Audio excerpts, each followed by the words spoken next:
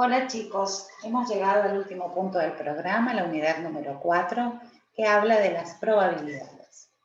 La teoría de la probabilidad es parte de la matemática que se encarga del estudio de los fenómenos o experimentos aleatorios.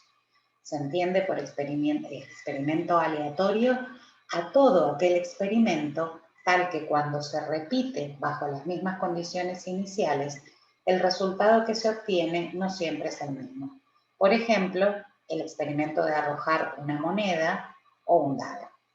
A menudo, y por muy diversas razones, es necesario aceptar que no es posible predecir el resultado de un experimento particular, aun cuando se le haya efectuado con anterioridad varias veces bajo las mismas condiciones iniciales. Y en consecuencia se considera aleatorio. La probabilidad mide la frecuencia con la que se obtiene un resultado o conjunto de resultados luego de llevar a cabo un experimento aleatorio del que se conocen todos los resultados posibles, bajo condiciones suficientemente estables. Cuando hacemos referencia a sucesos aleatorios, cabe preguntarse sobre aspectos básicos sobre su significación. En general, un suceso es producido al azar si las causas que lo producen son independientes entre sí y tan numerosas que es imposible conocerlas a todas y deducir las leyes que reglamentan su cumplimiento. Por lo tanto, a cada suceso aleatorio no podemos asignarle una ecuación que nos permita conocer exactamente qué va a ocurrir. Lo contrario a lo que ocurre en la mayoría de los fenómenos físicos. Por ejemplo, al arrojar un objeto desde una altura determinada, se puede matemáticamente predecir el tiempo que tardará en llegar al suelo, cuál será su velocidad final, etc. Es decir, es imposible predecir si lloverá el próximo sábado a las 21 horas, ya que las causas que ocasionan el fenómeno mencionado meteorológico son lisa y llanamente innumerables. El diccionario de la Real Academia Española define azar como una casualidad, un caso fortuito, y afirma que la expresión al azar significa sin orden. La idea de probabilidad está íntimamente ligada a la idea de azar y nos ayuda a comprender nuestras posibilidades de ganar un juego de azar o analizar las encuestas realizadas. Un juego de azar podría ser, por ejemplo, la ruleta del casino. Definiciones de probabilidad. En primer lugar, tenemos la probabilidad subjetiva. Un punto de vista que actualmente ha tenido popularidad es interpretar las probabilidades como evaluaciones personales o subjetivas. Tales probabilidades expresan una creencia sobre las incertidumbres involucradas y se aplican especialmente cuando poca o ninguna evidencia existe. Así que no hay otra opción que considerar evidencias paralelas, indirectas, conjeturas fundamentadas y quizá intuición u otros factores subjetivos. Por ejemplo, en este lugar, si perforamos, encontraremos agua a 40 metros de profundidad.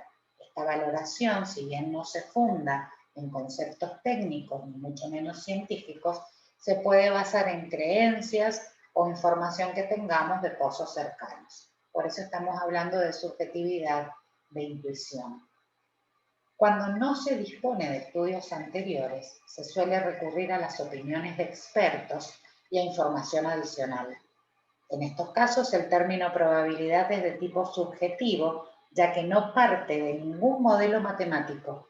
Situaciones como estas también nos enfrentamos a diario cuando calculamos la probabilidad de que aumente el dólar o que el profesor me pregunte sobre determinado tema en el examen. Una expresión de probabilidades siempre constituye una estimación de un valor desconocido sobre un evento que todavía no ocurre. Esta estimación podrá ser de tipo objetiva o subjetiva según cómo se expresara anteriormente.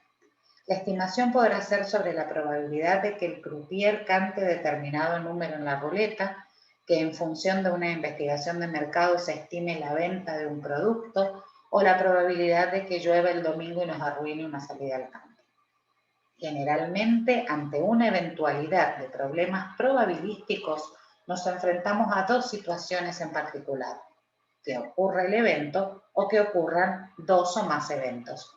Asimismo, otro factor importante a tener en cuenta es el tamaño de la muestra, si la misma la constituyen uno o dos elementos o si estamos en presencia de más observaciones.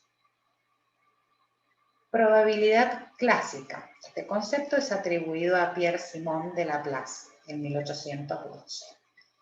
En este modelo partimos de la premisa que todos los resultados posibles tienen la misma chance de aparecer. Todos los elementos tienen la misma posibilidad de ocurrir. Así, por ejemplo, en la moneda ambas caras tienen la misma oportunidad de aparecer, o el dado, donde cada uno de los números es igualmente posible. La probabilidad clásica es el cociente, la división, entre el número de resultados donde ocurre el evento dividido por el número total de posibles resultados. Por ejemplo, la probabilidad de que salga el número 3 al lanzar el dado será igual a 1 sobre 6, al cociente entre 1 y 6, o un sexto, donde 1, el numerador, es igual a la cantidad de caras que presentan el número 3. ¿Cuántas veces está el número 3 en un dado que tiene 6 caras? Una. Y 6 es el total de las caras que tiene ese dado. La probabilidad clásica recibe el nombre de probabilidad a priori, dado que se puede anticipar una respuesta antes de hacer el experimento. Este modo es útil cuando nos enfrentamos a cosas como monedas, dados, naipes, pero en el ejercicio de las ciencias sociales, económicas o ingenieriles, como pueden ser la administración, la informática, el marketing, donde las situaciones no suelen ser tan ordenadas, aquí se plantean graves problemas. El enfoque clásico presupone un mundo que no existe en realidad, ya que elimina situaciones muy poco probables, pero que podrían presentarse, tal como que la moneda caiga de canto. No sería ni cara ni seca. Las situaciones reales, siendo desordenadas, poco probables y hasta caóticas, hacen que sea imprescindible utilizar otros modelos matemáticos a la hora de resolver problemas probabilísticos.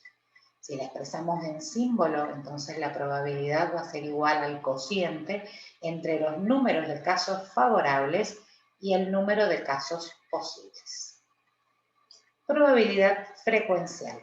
A diferencia de la clásica, esta recibe el nombre de probabilidad a posteriori. Habíamos dicho que la probabilidad clásica era probabilidad a priori.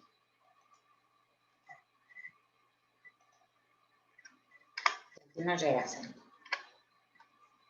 Está basada en las frecuencias relativas, es decir, que la probabilidad de que cada evento proviene de un estudio de estadística descriptiva. La probabilidad de que aparezca cada evento. De tal manera que analizada una muestra se determina la cantidad de veces que se observa cada valor de la variable. En este caso, los casos favorables para cada situación no son igualmente posibles. Su cálculo es igual al número de veces que se observó en el pasado dividido el total de observaciones. Este tipo de probabilidad es la más usada en las ciencias sociales, ya que parte de la experiencia de situaciones similares y su uso se extiende a todas las áreas de la empresa. Bajo este modelo se puede analizar diferentes variables. La probabilidad de que hoy se ausente el personal, la probabilidad de que un elemento sea defectuoso, la probabilidad de que un cliente compre, la probabilidad que nos quedemos sin stock, etc.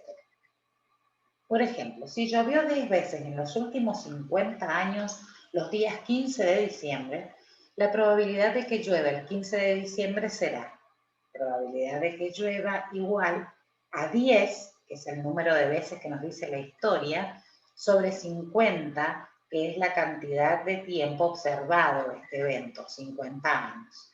Este proceso implica un cálculo lento y a medida que el denominador crece, la probabilidad obtenida se aproxima a la probabilidad clásica. Porque sabemos que a medida que el denominador se hace infinito, el cociente tiende a cero, por eso 1 sobre infinito es 0. Probabilidad axiomática. Kolmogorov, 1933. Para poder definirla debemos conocer algunas definiciones previas. A. El experimento determinístico es aquel que se puede conocer el resultado sin llevarlo a cabo. Por ejemplo, si viajamos 100 km por hora, a 100 km por hora, podemos afirmar sin necesidad de viajar que en 2 horas estaremos a 200 kilómetros del origen, si es que no hay imprevistos en la trayectoria, una pinchadura, que debemos detenernos para usar el sanitario, para beber algo. Experimento aleatorio es la situación en el que hay que llevar a cabo el experimento para conocer el resultado. Por ejemplo, lanzar un dado, sacar una carta.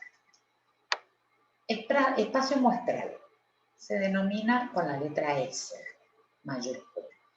Definimos espacio muestral como el conjunto de todos los resultados de un experimento aleatorio cuando éste se lleva a cabo. Así, por ejemplo, el espacio muestral de una moneda será el conjunto S, está formado por los elementos cara, cruz. Recuerden que los conjuntos se denominaban con letras mayúsculas, en este caso la S que va a representar el espacio muestral, el signo igual que se lee como está formado por, abrimos una llave, enumeramos los elementos, en este caso cara y cruz, y cerramos la llave. Es una llave, no es un paréntesis ni es un corchete. Esto lo vimos en las primeras unidades de matemáticas. Lanzar un dado será, el conjunto S está formado por 1, 2, 3, 4, 5, 6 y cierro la llave, por esos 6 elementos que son las caras del dado. El de un mazo de naipes será las 40 cartas, es decir, el conjunto S está formado por 1, 2, 3, 4, hasta llegar a 40. Existen además espacios infinitos cuando no se pueden conocer todos los resultados posibles. ¿Qué es un evento? Un evento del espacio muestral es el grupo de resultados contenidos en este espacio cuyos miembros tienen una característica común. Es decir, es uno o varios resultados posibles que se logran al realizar una prueba. Si se lanza una moneda, si sale cara, será un evento, si sale cruz, será otro evento. Si rodamos un dado que obtengamos el número 3, será un evento, que salga un número par, será otro evento.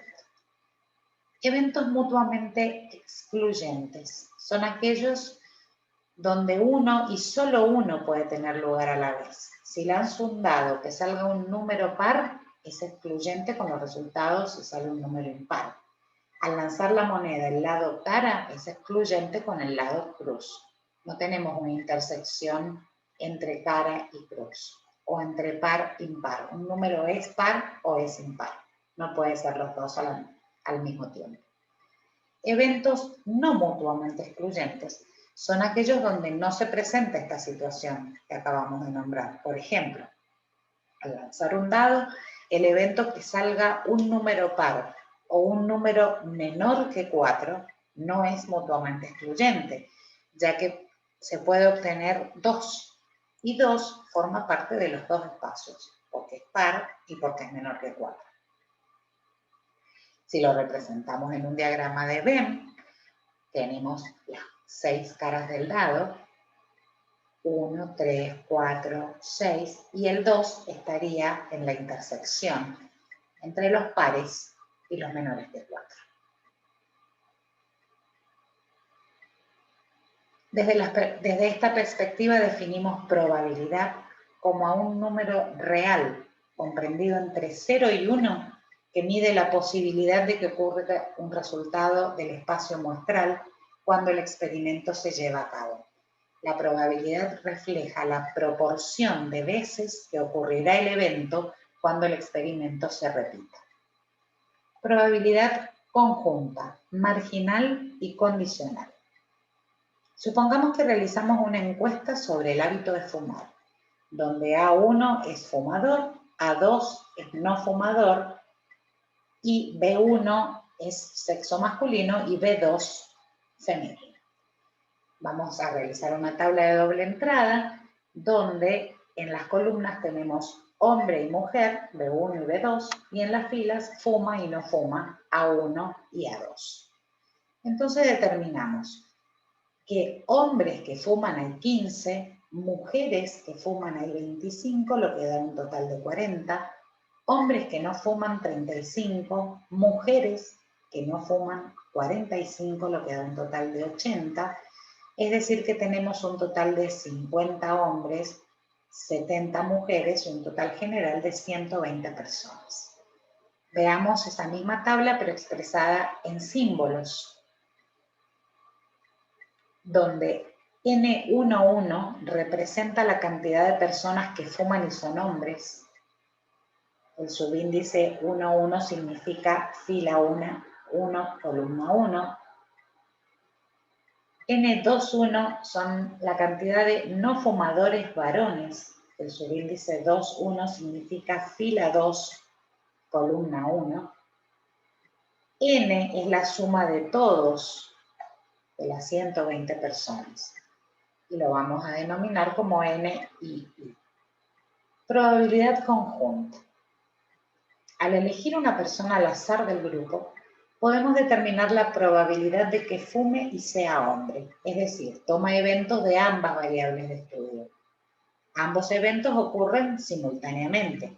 Para ello, aplicando las definiciones de probabilidad que ya desarrollamos, la probabilidad de que A1, que dijimos que era fuma, intersección B1, que dijimos que era hombre, va a ser igual a ¿cuántos hay en N11? 15, sobre el total de observaciones, el total de personas, que es 120. De realizar este cociente obtenemos 0,125, que al multiplicarlo por 100 nos da un 12,5%. La probabilidad, entonces, de que de A1 intersección B1 se lee fuma y es hombre, es igual al 12,5%. En símbolo, entonces, la probabilidad de A1 intersección B1 es igual a N11 sobre N. La probabilidad de que fume y sea mujer. En lugar de B1 vamos a considerar B2, que es la mujer. Probabilidad de A1 intersección B2 va a ser igual a 25, que eran las mujeres, que lo tenemos acá, las mujeres que fumaban, sobre 120, que era el total de observaciones. Eso nos da 0,2083 multiplicado por 100, 20,83%. En símbolos, la probabilidad de una mujer que fume de A1 intersección B2 va a ser igual a N12 sobre N. Probabilidad marginal. Esta ocurre cuando nos interesa determinar probabilidad de un evento de una variable sin tener en cuenta los eventos de las otras. Probabilidad que fume independientemente que sea hombre o mujer. ¿Cuántos fumadores hay en el grupo? Entonces, ¿qué vamos a ver? El total de fumadores era 40 sobre el total de observaciones. 40 sobre 120 me da 0,3333, que al multiplicarlo por 100 obtengo 33,33%. También podríamos expresarlo como la probabilidad de la suma de los fumadores varones y mujeres, 15 más 25, sobre 120, que era el total de observaciones o personas observadas. Esto nos da 40 sobre 120 igual a 0,3333, lo que indica un 33,33%. En símbolos, la probabilidad entonces de fumadores va a ser igual a N11 más N12 sobre N, lo que va a ser igual a N11 sobre N más N12 sobre N, es decir, la probabilidad de A intersección B1 más la probabilidad de A1 intersección B2. Podríamos expresar la probabilidad de encontrar una mujer en el grupo mencionado de esta manera. La mujer era B2, entonces probabilidad B2 va a ser igual a 25 más 45 sobre 120, Separamos los denominadores y nos queda 25 sobre 120 más 45 sobre 120, lo que nos da 70 sobre 120, es decir, 0,5833, 58,33%. Como lo expresamos esto simbólicamente, PB2 va a ser igual a N12 más N22 sobre N. Separamos el denominador, lo abrimos, N12 sobre N más N22 sobre N, lo que indica probabilidad de A1 intersección B2 más probabilidad de A2 intersección B2. Es decir, se ha tenido solo en cuenta el hábito de fumar sin tener en cuenta si la persona era de sexo femenino o masculino. Probabilidad condicional.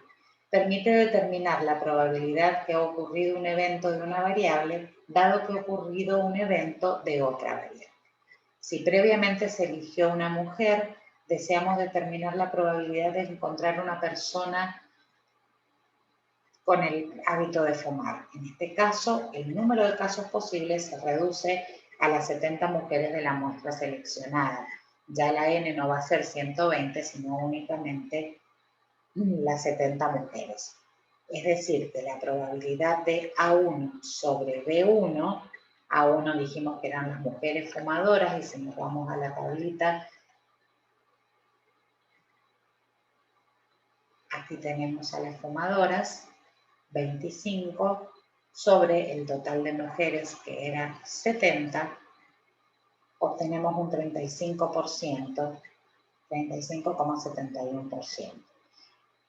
La barra significa dado que, es decir, que se lee la probabilidad de fumar dado que previamente se eligió mujer, va a ser igual a A1 sobre B2, N12 sobre N12 más N22. La probabilidad condicional es la probabilidad que un segundo evento tenga lugar si ya ocurrió un primer evento. Relación entre las tres probabilidades, conjunta, marginal y condicional. Si en la última expresión dividimos numerador y denominador por n, en esta expresión, esa n la dividimos por, ese n12 la dividimos por n, n12 dividido n, más n22 dividido n, esto nos va a dar la probabilidad de A1 intersección B2 sobre la probabilidad de B2. En general, entonces tenemos que la probabilidad de A dado B va a ser igual a la probabilidad de la intersección de A y B sobre la probabilidad de B, lo que indica que es la probabilidad de A intersección B igual a la probabilidad de B por la probabilidad de A dado B. Axiomas de probabilidades. Un axioma es una proposición, una enunciación, un enunciado tan claro y evidente que no admite necesidad de comprobación.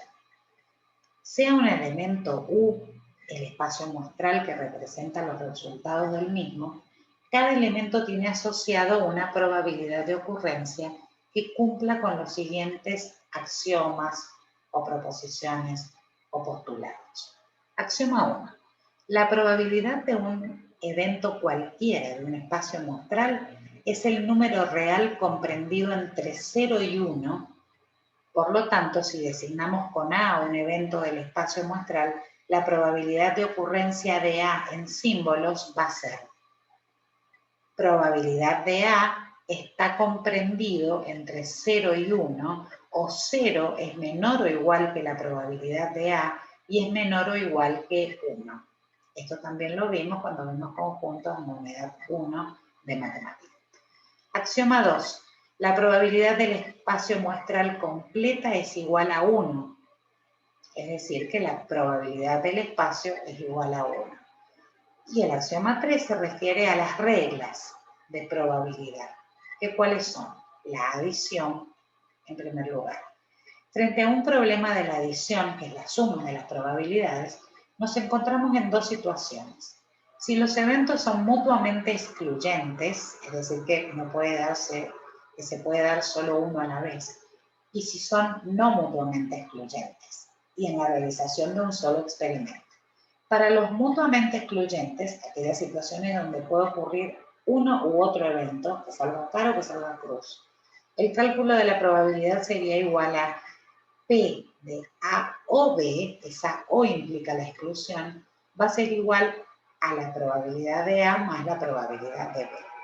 Por ejemplo, si lanzamos un dado y queremos saber cuál es la probabilidad de que salga el número mayor que 4 o que salga un número menor que 2, el cálculo de la probabilidad será P mayor que 4. ¿Cuántos números mayores que 4 hay? 4 no se cuenta porque no es mayor o igual. 5 y 6. ¿Y cuántos menores que 2 hay? 2 no se cuenta porque es menor y no menor o igual. 1. Por lo tanto, P mayor que 4 o menor que 2 va a ser igual a 2 sextos, 2 porque tenemos 2 elementos, 6 porque 6 es el total de caras, más 1 sexto, 1 porque tenemos un solo elemento, no porque sea el número 1, sino acá tendríamos que haber puesto 5 y 6. Acá ponemos 2 porque tengo 1 y 2 elementos, y acá pongo 1 porque tengo un solo elemento, sobre 6, que es el total de caras del dado. Esto me da 3 sextos, si simplifico me da 1/2, es decir, 0,5, 50% de probabilidades. Como se puede observar, los elementos no tienen ningún punto en común, entonces podemos concluir que la probabilidad de un evento u otro es igual a la suma de las probabilidades. Para los eventos no mutuamente excluyentes, aquellos que tienen puntos en común, el cálculo de la probabilidad es igual a P, A o B, simbólicamente. Esto se puede nombrar con la letra U. A unión B es igual a la probabilidad de A más la probabilidad de B menos la probabilidad de la intersección de ambos eventos A y B.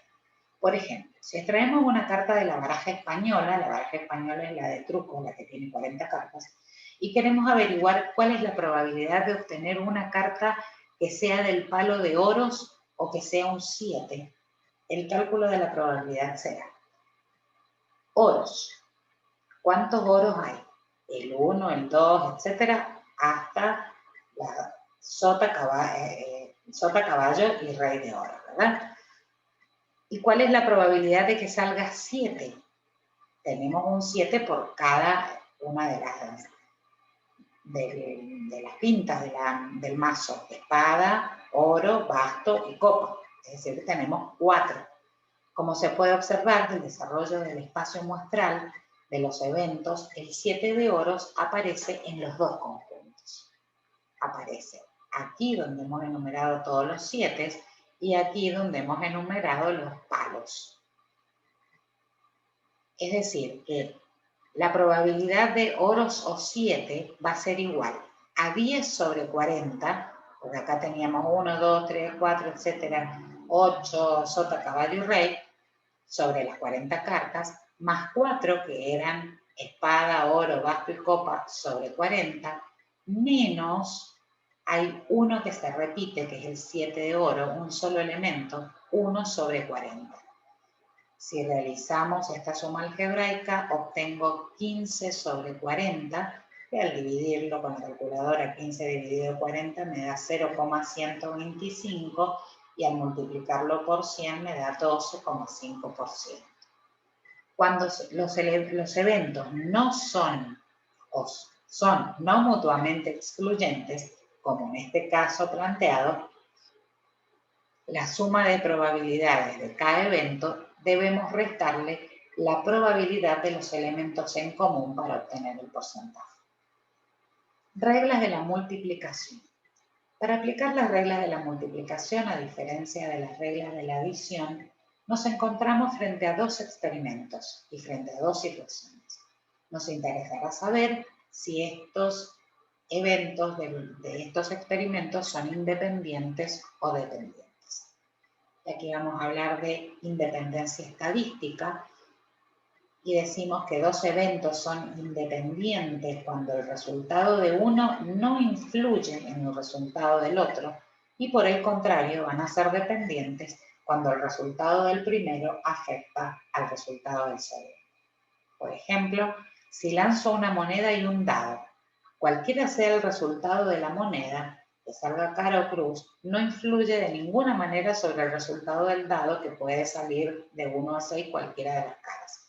Básicamente, porque cualquiera sea el resultado en el primero, no modifica el espacio muestral del segundo evento. En cambio, cuando los eventos son los eventos son independientes, la probabilidad que ocurran los dos es igual al producto de sus probabilidades. Es decir, la probabilidad de A y B, ya no es A o B como teníamos antes, va a ser igual a la probabilidad de que ocurra el evento A intersección elemento B, es decir, la probabilidad de A por la probabilidad de B. Por ejemplo, la probabilidad de lanzar una moneda y un dado que obtenga cara en la moneda y número 4 en el dado va a ser igual a cara. ¿Cuántas caras tenemos en la moneda? 2. 1 sobre 2. Y 4. ¿Cuántos 4 hay en las 6 caras del dado? 1. 1 sobre 6. Es decir, que la probabilidad de que salga cara y 4 va a ser 1 sobre 2 por 1 sobre 6.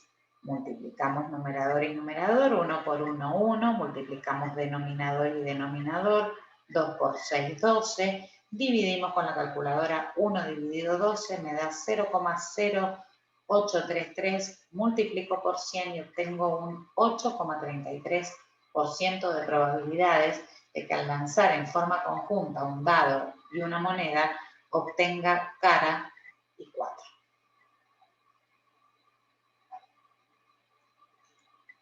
B, entonces, la probabilidad de A dado B va a ser igual a la probabilidad de A y la probabilidad de B dado A va a ser igual a la probabilidad de B.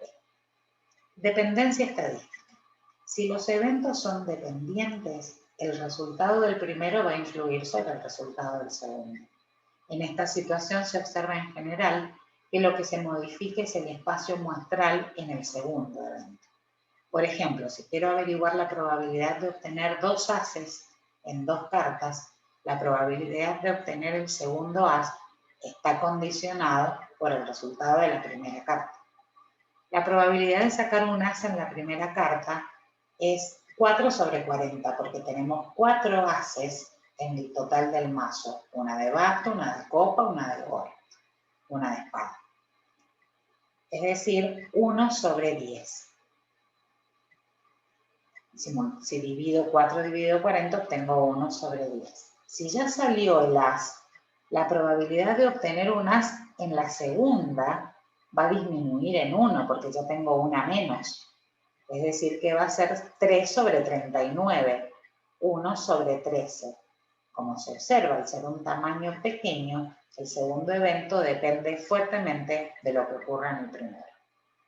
Importante, si A y B son sucesos independientes, la probabilidad de A es mayor que 0 y la probabilidad de B es mayor que 0. Antes, al efectuar la división, siempre íbamos a obtener 0, aquí va a ser siempre mayor que 0. Al ser independientes, los sucesos A y B no son mutuamente excluyentes. En el ejemplo analizado, ser fumador y sexo masculino, verificándose A intersección B, va a ser igual a 0. Dos sucesos son mutuamente excluyentes si la ocurrencia de uno implica la no ocurrencia del otro. Para el ejemplo en cuestión, si se es fumador, no se puede ser no fumador. O fumás o no fumás. En este caso, A intersección B va a ser igual a 0. Por eso decimos que son mutuamente excluyentes. Y hasta aquí vamos a llegar. Con esto yo pienso que hemos dado por finalizado el programa. Les dejo lo que sigue a modo informativo, sobre todo la parte gráfica, la parte de campana de Gauss, que van a ver ustedes a continuación, la distribución de frecuencias, el diagrama de la campana de Gauss, pero para mí, con que lleguemos a la página 22, hasta este punto, hasta distribuciones de probabilidad, sin tocar este punto, estaría finalizado nuestro programa.